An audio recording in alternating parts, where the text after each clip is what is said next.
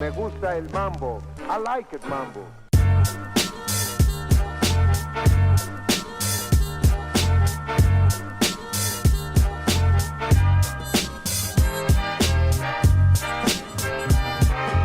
Okay, now you see the cruise control stock on the left-hand side? Yeah. Push the button. You see the button on the edge? Hold it down and look at the dash. Show me the dash.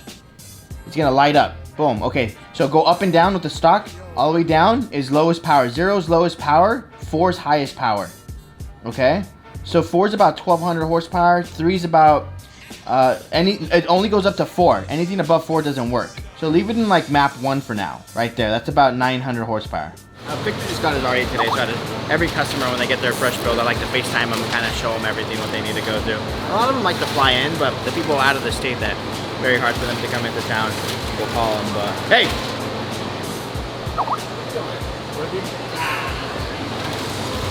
Been on my list lately. You want to tell everybody why you've been on the list? You want to tell everybody why you've been on the list? On the merch, it used to be 7 to 12 business days. Yeah. Just because you want to take days off to go to the racetrack. Yeah? How about you explain to all the customers why they're 2 days late on their shirt? Nah, because Alonso changed the... Don't blame me on Alonso. When was the last time you saw me take a day off? Bro, I'll be right back.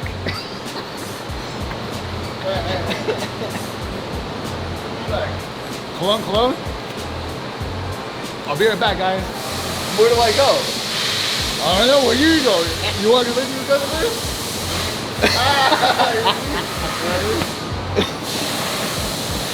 Yeah, anyways. Yeah, so today, I mean, this vlog, as you guys know what we do, we got Will's lovely R8. Will's birthday's on Friday, so this vlog will drop by Friday, so it'll probably drop on Friday. So happy birthday to Will. Everybody go wish Will a happy birthday. Here's his Instagram. And what we're gonna do is get that car done for his birthday too. So we got Pops and AB finishing it up right now. Reyes and I are just finalizing the drainage on Hiram's car. That car's from Houston. You guys remember when that arrived? Arrived in stage 1 and ended up getting every bell and whistle like they usually always end up. But yeah, other than that, Akasha's R8 back. You guys remember that thing? This thing's badass. We'll show it to you guys. So his car, originally our stage 2 plus was an 8-on-8 clutch. And then, because, you know, when we first developed the Stage 2 Plus, it was only 1,000 horsepower, and then we kept pushing them when they get to 1,200. The thing is, at the 1,200 mark, you kind of need more clutch. So we're putting our new Sheepeyrace proprietary clutch by Deca, 9-on-9 with billet cages in that car. He's getting a billet intake manifold, diffs, stubs, the whole 9. So when he goes back to Washington, he could go ahead and do quarter-mile racing and all the racing and not break anything, right? Cool thing I actually want to talk, the thing is, making horsepower is one thing. Hold on. Actually, come over here. Alright, so one thing with making horsepower is, we're adding turbochargers, which turbochargers we're having to tap the engine for oil. So oil, as we all know, is flammable. Then we're modifying fuel systems, which is, of course, flammable. And as much as we like to tighten up our margin of error by using the best of the best hose ends, securing things properly, things still can happen. God forbid you break something, and oil comes out during halfway through a pull. Depending on where it comes out, you probably can catch a fire. Now, we've been fortunate, knock on wood, that out of the 50 plus cars that we've built, have any of them caught on fire? Due to braking or anything? No. But that does not mean it cannot happen. Now that we're pushing the limits even higher and higher on these things, with this, pushing these things 1,1300 horsepower, now we're getting into built engine programs. By the way, we'll talk about that later. Billet engines and all that, 2,000 horsepower builds. Safety is a big deal. I'm making customers get cages, roll bars, Hans device when they go half-mile events, and most importantly now, fire suppression systems. If a car goes up in flames, as we know, fire does move quickly. The objective is to get the customer and the driver out of the car as quick as possible and give them enough time to get out of the car safely. If you're buckled in, 5-point harness, Hans device, if any of you guys ever try getting out of it, it's kind of a pain in the ass. So if something goes up in flames, while we could sit here calmly and get out of something, emotions kick in, we get scared, we panic, and that's how things happen. So one thing that I'm gonna actually force on every build, any Stage 2 Plus car, anything that I have to modify the fuel system, I'm gonna force you to put a fire suppressor system in your car. we all live in a perfect world, right? We like to where, you know, things, you know, fun and cool, having fun. But how many of us really prepare for the worst? And I hate to be a Debbie Downer, but you got to worry about that kind of shit. I do. I got kids. I'm trying to get out of the car. I need to raise my kids. So, you know, one of my business partners in my other business is also a good friend of mine, Eduardo. Follow him here. You guys, I'm sure you guys know him by now. He is, you know, has a big background in business and all that, and I don't got time, so I send him, you know, he does all the big deals. OMP is a big company. OMP actually does super chauffeur stuff with Lamborghini Direct. So this is a big deal, big stepping stone as far as relationship goes for us, because the next goal is to kind of do OE stuff, you know, like big stuff. So Eduardo landed us a pretty cool partnership with OMP, and OMP makes amazing, I mean, racing suits. They make all kinds of stuff, right? But the thing that we're going to start with, the thing that actually I wanted, was the fire suppression system. After measuring a lot of things back and forth, we found a tank that fit ideal. Now they have their own proprietary system that goes, whatever is in here, don't hold me to it, I don't know much about it, and I should probably educate myself about it. But when this thing actually extinguishes, it makes it where it doesn't leave any nasty residue. So we're able to clean things up and probably salvage a lot of the items. See the size of it?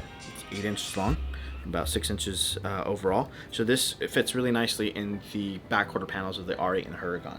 So we did a lot of measuring to make sure we got the right stuff. Pretty cool kit. So it comes with its controller and then a bypass button that will be inside the car.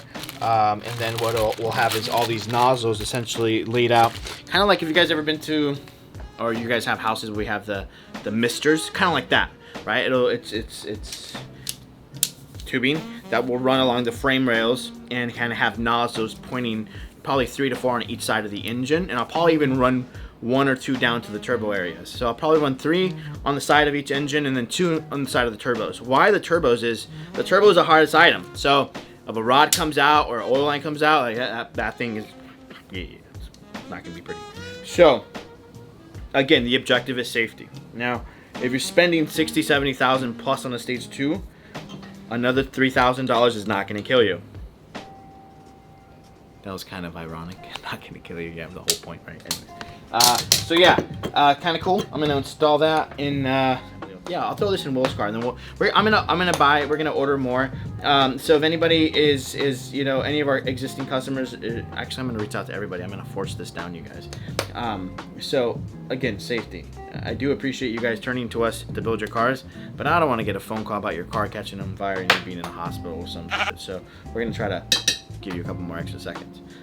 On top of that, all right. So, you know, in years of development, when we started, you know, as you guys know, started with one Lambo experiment. Now we're pumping out all these Stage 2 Plus cars.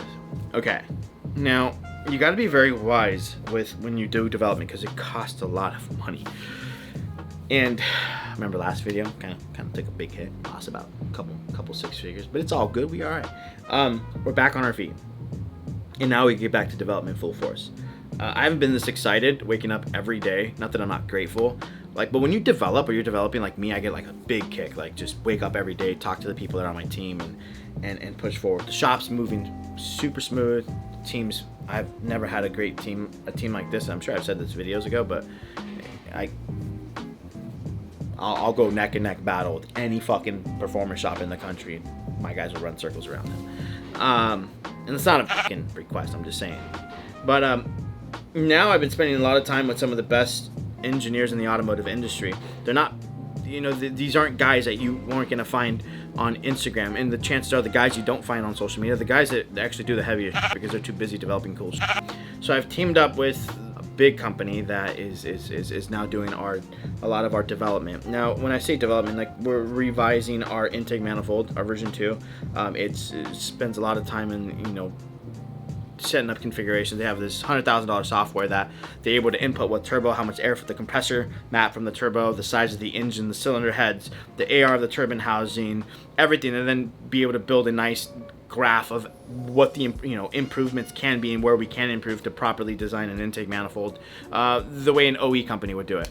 On top of that, they're also now that we're jumping into built engines, we're gonna have our stage 3 pluses, which will be a factory long block with changing the liners, different pistons and rods, will make 1600 horsepower. But anything above that, I'm gonna push billet blocks. So they're also designing our billet block. Give me a second. Good afternoon, Sheepey. So, speaking of our development team, I'm going to show you guys a couple of little cool things. Alonzo will pop it up here. First, we'll show you guys a V2 manifold. We'll show you here. The V2 manifold is more than just the upper. On the 5.2 second gens in the R8s and the Huracans, they have the bottom portion of the manifold. They have their own runner that the direct injector sits in. It's a composite plastic, and one thing that we fight with in forced inductions with factory manifolds is the factory O-ring, keeping it not where it doesn't push out. So we found tricks, different hardware, different tricks to keep. Every company has their own trick to keep that OEM O-ring in place under high boost so it doesn't blow it out. What I've developed for version 2 is, with my guys, replacing the bottom base with a billet piece. It's a very, very tricky thing. I've tried this once and it was no good. A DI system has about 2800 psi, so you want to make sure that the cage that holds the DI injector is strong, because 2800 psi, that thing pops out, no good. So what we designed is a billet base, getting rid of all the factory O-rings with a performance O-ring, and then being able to utilize the OEM cage to hold it down the DI injector. So we have the OEM safety design that Lamborghini Audi designed, but with the billet base to be able to, upgrade to a better O-ring design for boost. Because these engines were not designed for forced induction; they're designed for naturally aspirated. Then what we're working on is a billet block. So this video shows it being scanned. Then we're gonna do stress analysis. Essentially, we want is 90% more strength over OEM casting. Now, why you want a billet block? It's not to have a billet block and to be cool. The OEM aluminum casting does have a breaking point, especially when you change the liners, cylinder pressures, etc. Things do move around. So now that we're jumping into development of large frame stuff, 2,000 plus, north of 2,000 big turbos, I don't even want to break a billet OEM block. I'd rather just keep the OEM blocks under 1,700 horsepower, and anything above that, I'm just gonna kind of, if you want a package from us, do a billet block. So yeah, these are very exciting times for my company. Very, very exciting. So yeah, we'll show you guys that all here. But for now, all right, so this guy named Dylan Jacob from Colorado bought this car. It was built by Tim Switzer, great guy. And he wanted, because he's in the Denver area, air center, he wanted bigger turbos to be able to make the power they make sea level. So one thing led to another. It originally had like a GT35 Garrett turbo, and now it has this. So this is so on the stage 1 through 3 plus, which is good for 1,400 horsepower. We use 6266 mirror image turbos and 6466. Those are considered a mid-frame turbo. Anything above that, our 1,600 horsepower packages and up, are going to utilize anywhere from a 6870 to a 7675 turbo. The thing with this car is, because it's not a sea-level car, we're having to put a big turbo on it to be able to make 1,700 horsepower in Denver, which would then equivalent to like 2,000, 2,100 horsepower down here. A lot of power, right? So this thing is pretty dope. It utilizes precision 7675 mirror image turbos with the new Pro Mod style center section. So you see how big this center section is? Same center section they use in Pro Mod, like 92, 98 millimeter turbos. These are bad turbos. V-band in and out. We're not able to utilize our normal way of mounting the turbos. Normally what we do is the turbine housings are bolted to the center section, and then from there we build a bracket bar that goes to the existing exhaust area. However, since this is V-band, we had to change it up a little bit. Go with bars with Heim joints, mount off the frame, and then use a middle X brace with welded tabs and Heim joints to be able to keep it all sturdy. Bigger intercoolers, about 1,200 horsepower each course, and then of course our belly manifold. Bigger injector, flex fuel. Since the car was originally built by Tim Switzer, Switzer Performance, he's a great guy, and I'm all about working with other people. So we were just hired to switch out the entire turbo kit. The car was tuned by Switzer, made 1,400 sea level then, and we're gonna continue with the program with Switzer. As much as I would love to switch it over to my program, truth be told, Tim's already got a good role in this car. I like working with Tim, and we're just gonna keep it going. And yeah, so hopefully we'll have this on the dyno next week, so that'd be a cool vlog. Of course, injector dynamics, 1700cc injectors. This has a brushless pump from Switzer. And yeah, actually this car's on Cyvex. I'm gonna walk over to West Coast. So we got done building this white R8 for our buddies at GT2 Tuning, or GT Super Sports. A group of 2 individuals that literally just build cars because they're passionate about cars. They collect cars, they do the whole 9. So we built this white R8. Check it out here. It's actually over here. Oh, nope. There's that Stage 2 Plus, MB Ford 1920 wheel, 888 on all corners. If you guys ever want to buy a car from West Coast, call him Tuna. He'll knock off $1,000. Guaranteed. Where's the white R8? White R8 is finished being detailed. We'll touching up the last spots. It looks amazing. I like that 1016 front lip, and the fitment's like perfect on there. So we're gonna put a forged wing on it too. We had to buy all the OEM bracketry because it bolts like the factory stuff. So we had to like add it all. But nice. No hits on this junk? No. Not yet. Actually, I had one person. I offered to trade them literally what they paid for their R8 V10 Plus. I offered them the same money. I said, the $1 that you paid for it, I'll take it back and give you this one. And so he's thinking about it. He's the guy with the black R8 V10 Plus. Just bought it recently. But he loves yellow, so I'm trying to get him in this one. It's weird because the people that like them love them, and then you got people that don't like them. And yeah. But that's with anything. You know, you could say that about red interior. Some people love it, some people hate it. Hey, I heard our buddy Fleming's gonna be wearing a polo shirt more often. Yeah, he is. About a 512. God, I gave him. No, F12. Whatever. F12. This is cool. This is cool. How much you want for this? This one's sold. Oh, where's my Aventador? Do you want one? Oh, so Alonso's gonna get an R8. Okay. All right, under the shop. Okay. And then I want the Aventador. Okay. So no on the last thing we just talked The about. 720? No, because my buddy Kevin at UR with the Sony. I once told him I'm gonna buy a 720, bro. He almost fucking blocked me. No, because you know the red R8's gonna be gone. Yep. And then so we want Daisy's gonna sell her M3. She's gonna take his E63, and then we can get him an R8. C63. Whatever. E63, right? It's a C63, but What's the that's all difference? right. Like the whole car. Like $40,000. How much? 30, 40? Yeah. Whatever. All-wheel drive. This sold? Yeah, this is sold. You need another one or what? I have a white one. I don't want a Lambo. They're mounting all the floors and everything, so it looks like there's nothing in here, but we have stuff. 1920.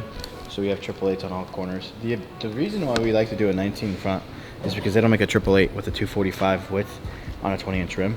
So we do a custom 19-inch rim so we can run a 888. So essentially the difference is we're able to hit it all the power in top a second versus not running a 888 in the front, and we hit the power beginning of fourth. So if you're really into like a couple tenths and 60 to 130s and all that stuff, and going fast, this is the optimal rim and tire. The tire combo, 1920. Right? We redid the calipers. They were originally red. We did them blue with the blue center cap so it matches. All black and gold and hose ends. Water tank system, and yeah, there it is. This thing actually happens to be for sale as well. Our yellow car, what we did is we did the Stage 2 Plus and then kind of left it stock cosmetically, so it gives you the option to customize it yourself. You get the guys that kind of want to customize the car already, these are the guys that'll do it. I don't like to customize cars, I just like to make them fast and reliable and let you kind of put your own vision together. But you got both groups of the field, right? You got the guys that want to customize the cars, and then you got the guys that don't. So the guys that do, 1016 front lip kit, it actually has a forged 1016 wing we're putting on too. We're just waiting for the bracketry from Audi because it utilizes all the OEM hardware that a Plus model has. HR lowering spring, so it has a nice ride height, not too much negative camber, no contact patch on the tire, so it helps. Factory exit exhaust. Yeah, so if you're interested in this thing, hit up West Coast Exotic Cars. This is my buddy Fleming just bought this thing right here. So Fleming, one of my closest friends. The janitor. The janitor. And, you know, he's a big Ferrari collector, huge. So he's never even owned a V10 or Audi or Lambo before he met me. He actually never even drove his R8. He rode in mine, And then West Coast had a white one. He bought it, never drove it. I took it, built it, then gave it to him. But now he's got, he's a crazy gearhead. He has 2,500 horsepower rails. He's just a gearhead. But he's a big Ferrari collector. So I always tease him when you drive your Ferraris, make sure you wear your polo shirt and your sweater wrapped around your neck and your shorts and your high socks, Total fucking golf club environment. So yesterday he stopped by, he told me he bought this. And of course I'm gonna be a supportive friend, so I told him I'd buy a matching polo and hang out with him too, you know what I'm saying? So, Danny P's fun. He came back because Danny P is a wild man. And now it has one of our proprietary clutches in it. It's got an upgraded diff. This is an RWS model, so it's not a limited slip differential from factory, so it's a one-wheel peeler. I think that's how you say it. So spin one wheel more than the other. So we put one of our diffs in it. We put inner stubs in it so it can't break any of the axles because they're hollow factory. Big clutch and a lot more power. So that is NorCal's fastest twin turbo V10, built by us. There's other V10s out there that are built by us too, but here's the thing. I had this. It's one thing about being influenced, and turn my power up. I've been doing this for years, man. And I remember back when I used to build cars. I don't know if build outside my means is the right word, but I get caught up in turning power up and then I'd break it and then panic after I break it. So now I get a feel for people, right? And when we go out in groups, right, 5 to 7 customers, twin turbo cars, you're gonna have the couple guys like Janitor Fleming, Danny P, Miguel that legit will crank it up and not even worry. If they break it, don't. Fleming's car's broke right now. He broke, I think he broke an outer clutch cover just because we turned the power up so high. That thing needs a Pro Max now, a billet front clutch cover. Danny's broke, Miguel's broke, and they just laugh and say fix it and make it more powerful. Then you got the other guys that when they hang out with these guys, they get influenced. Yeah, turn my power up too. And when what goes wrong, oh my God, it is the end of the world. I mean, legit, they will not sleep. They will call me on a Saturday or a Sunday. What's up, baby? Look at that guy right there. You guys remember him? You guys remember the movie Malibu's Most Wanted? Let's drop a picture here. All right, now see that guy? Now look at this guy. That's my boy right there. Temecula's Most Wanted. Anyways, so you got the group of guys that gets super influenced by the other guys, and I always warn them, tone it down, buddy, because if you break your car, you're gonna cry. So now I fill people out. I lock that 14.5 pounds of boost. I ain't turning it up. It's recreational. It should be having fun, not losing sleep over it. Oh, wait, come here. Check, hey, this guy right here, baddest car wash guy west of the Mississippi. Hola, Locuchon. Alright. How you doing, brother? Good, good. I need that one detailed. Okay. Follow this guy on Instagram. Details the baddest cars. Name's Sergio. Leader's Crew. Mobile detailing. Hola, Locuchon.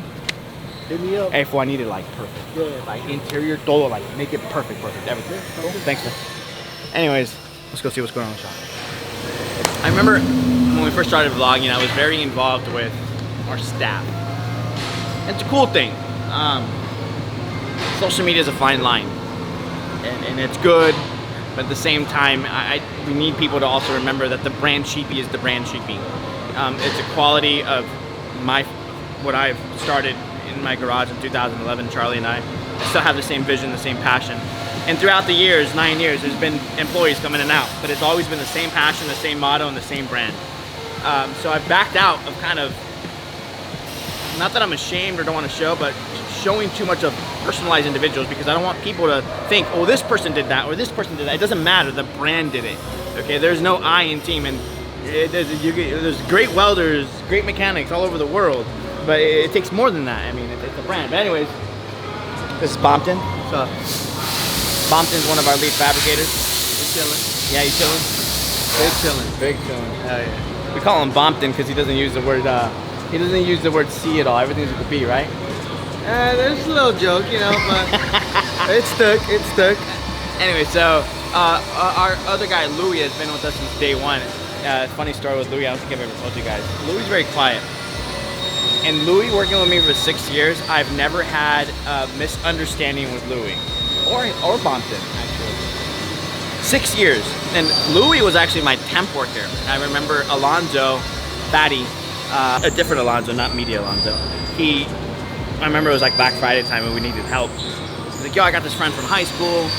You know, he'd come in and help us polish. Well, now, yeah, whatever. So we hired him, and I didn't know his name for a month. I was like, who's the kid in the back we gotta pay? And Louis kind of worked himself up. He was young, he was 19. And went up. Then he got into shipping, and then like kind of managing all shipping department, receiving, ordering. Then he was really good with machinery, and he has a little machine shop at home. So we threw him on a welder, just kind of messing around. He got good. Some situations happen, things happen for a reason. We got thrown into the big leagues. And I was scared. I was like, can you handle it? He's like, yeah, I can actually do it. I can improve it. So Louis actually is the main runner to the entire like fabrication department. Bompton we got as an aluminum welder, just literally a welder, not a fabricator, 4.5 years ago, and has worked himself up too, learning. So all these guys have learned a little bit of everything. So now we have everyone that's affiliated or works in the fabrication department can do everything. So it's not like before, it was like one guy can only weld aluminum, one guy can only weld, so they can all literally do everything. So now if one's out, like for example, Louis happened to get 2 second-degree burns on his right arm, so he's been out of work for a minute. We're not in a position where we're counting on certain people. They can all do everything. So we have 5 welder fabricators. I talk a lot of shit. One of them, his name is Rafa. I call him Bola. Bola means round ball in Spanish. Bola! And that's Alan. Alan's also a fabricator, came from a trophy truck shop. So they actually all started together 5 years ago at K&N or AFP. And now here they all are, so that's all them. And then Reyes, I'll introduce you guys to Reyes. Reyes happens to be my shop assistant. So you guys know Johnny's my life assistant. Reyes is my shop assistant. Reyes can literally do everything in the shop. He can weld, he can build anything. Now he's not the best at welding, but he can get it done if we need it. He actually does all final assemblies on the cars with Pops and AB. But I've taught him how things work, you know, why they work the way they work, and they need to be done that way. So everything from full final assembly, turbo kits, fuel systems, the electronics, the motecs, the sensors, all that, all the plumbing. I taught him how to plumb. Does a little bit of everything. The guy just works, hustles. I'm really proud of him. Actually, really proud of everybody. You know, everybody's got their thing, you know. Pops is older. Pops really don't talk. Pops is like a poker player. You don't know if he's happy or in a good mood. So Pops just does his thing, comes in and knocks it out. Pops is, gets these transmissions in and out in like 30, 40 minutes. So does AB. But so AB and Pops are like the main techs. AB's really good at troubleshooting stuff, electronics. And then Reyes literally does a little bit of everything. I kind of use him for the final assemblies on things that him and I go over. Clearly I double check and go over every car on my own at the end, but like this car right here is about to come off the lift. He'll smoke test it, make sure there's no boost leaks. He'll strap it down on the dyno. He'll set it up on the dyno and call me and say, hey, it's ready for you to tune. So it's a good dynamic, and clearly, you know, like any business, we keep improving, we keep, you know, being more efficient with time, right? You only have X amount of hours in a day. This thing is actually out of Tim's R8. Tim Hopkins, same guy we're building the Blue Huracan for. Same guy we've built a lot of cars for. So this is his engine. It'll be going to our machine shop. Yeah. A lot of